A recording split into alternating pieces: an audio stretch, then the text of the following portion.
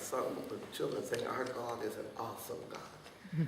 He reigns in heaven above with wisdom, power, and love. Our God is an awesome God. Ooh, I wish we could find another word on top of awesome. I don't know what it would be. Wonderful, beautiful, glorious, majestic, just beautiful. He's an awesome God, full of awe. For thus says the Lord, the whole land shall be desolate, yet I will not make a full end.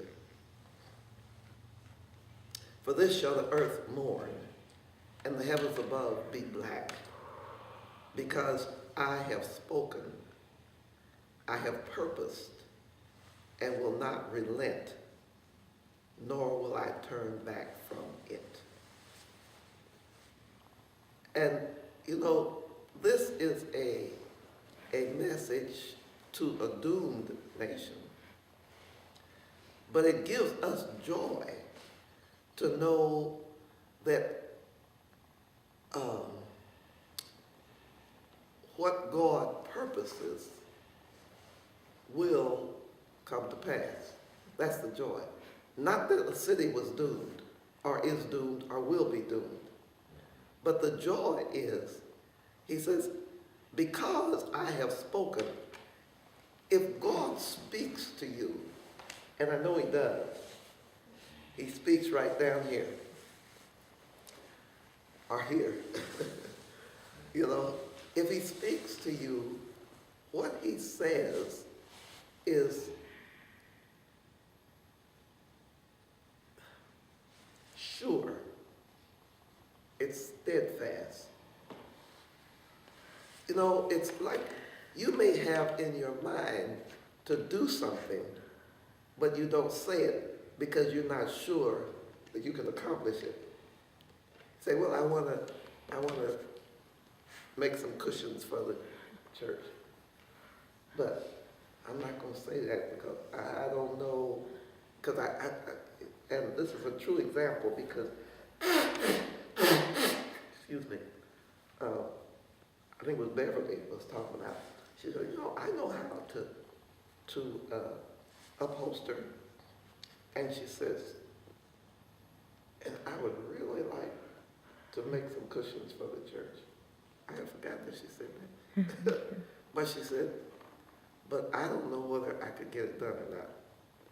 I know how to do it, but it's going to take a lot of fabric, it's going to take a lot of time, a lot of energy. A lot of stuffing. I said, I just don't know whether I can get it done or not. So I'm not going to try it. You know, now she upholstered chairs for me, and they're beautiful. They just as though they were done in a factory. I'm going to start praying that God gives you the confidence, because that would be such a wonderful thing. But she said, but I just don't think I could get it done. You know, so, but my point is, when God purposes something, Yes, ma'am. you don't have to worry about it. No. You don't have to worry about him getting it done. Because not only does he know how to do it, he knows when to do it. He has all of the resources that he needs to get it accomplished. He said, because I have spoken. He's not going to speak something that he can't get done. He's not going to say something that he can't accomplish. He's not going to say something that he doesn't want to do. Now, Mary may want to do it with all of her heart, but she may not be able to see how she can do it, how she can get it accomplished. But God said, because I have spoken, I'm going to get it done. That's it. That's it. I have purposed, and I will not relent.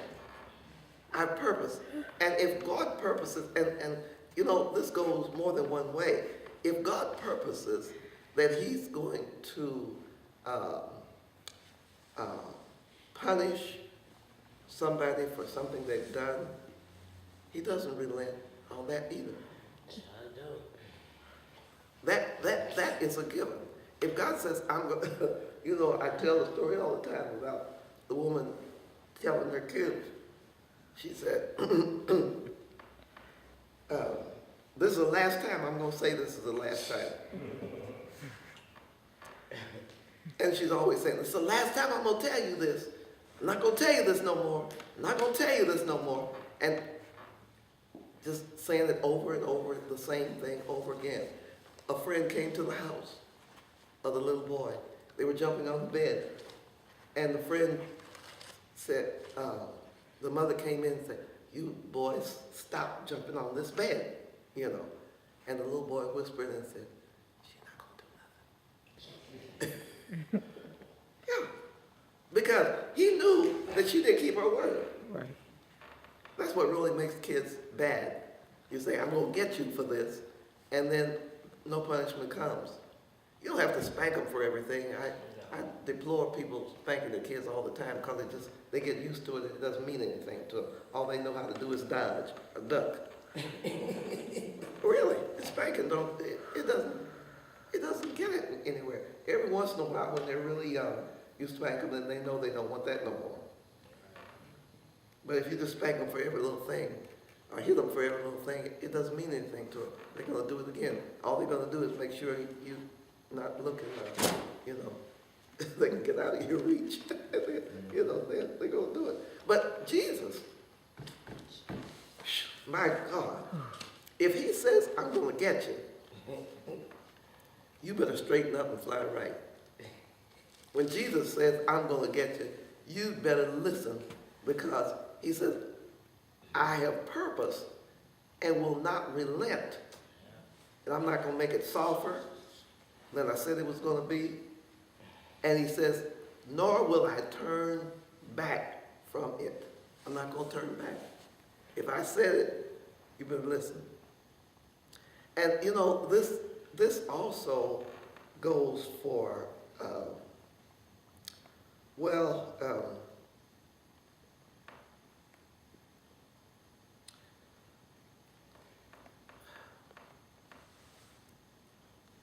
it goes for the good, and it also goes for the bad. But God remembers his mercy, even in his wrath. He will have mercy. In other words, he will spank you and then pick you up and hug you. That's right. Thank you, Jesus. In his wrath. You know, and parents sometimes do that. You know, they'll put them in the corner, and you're going to stay in that corner for 5 minutes. And I've done it. You go in the corner, stand in the corner. And they stand in the corner, and then after they come in the corner, I try to just do something real nice for them. How did your mom never forgot either, but what did she do after she got through with the Peach Wish? Tell them to come and hug her. You know, that was the way it went. Always come and give me a hug. She would, but I guess she probably wanted to hug me, I don't know, but she demanded that we give her a hug. Well, I actually think that puts more character in it, because she's saying, okay, good, now that's all over with, now you need to restore yourself unto me. So you come over here and give me a hug. That's what she said all the time. Go over and give me a hug. And if it was something that she had to correct between the two of us, we had to give each other a hug. Yeah. Mm-hmm. And you hug your sister. Oh, Lord. But he said, I'm not going to turn back. The whole city shall flee from the noise of the horsemen and bowmen. They shall go into the thickets, climb upon the rocks. Every city shall be forsaken. Not a man will dwell in it. And when you are plundered, what will you do? Though you clothe yourself with crimson, though you adorn yourself with ornaments of gold, though you enlarge your eyes with paint. We're not the first generation to start painting our eyes. In vain, you will make yourself fair. Your lovers will despise you. They will seek your life. In other words, the folks that you thought was your friend are going to do you in, because God has determined that you're getting spanked.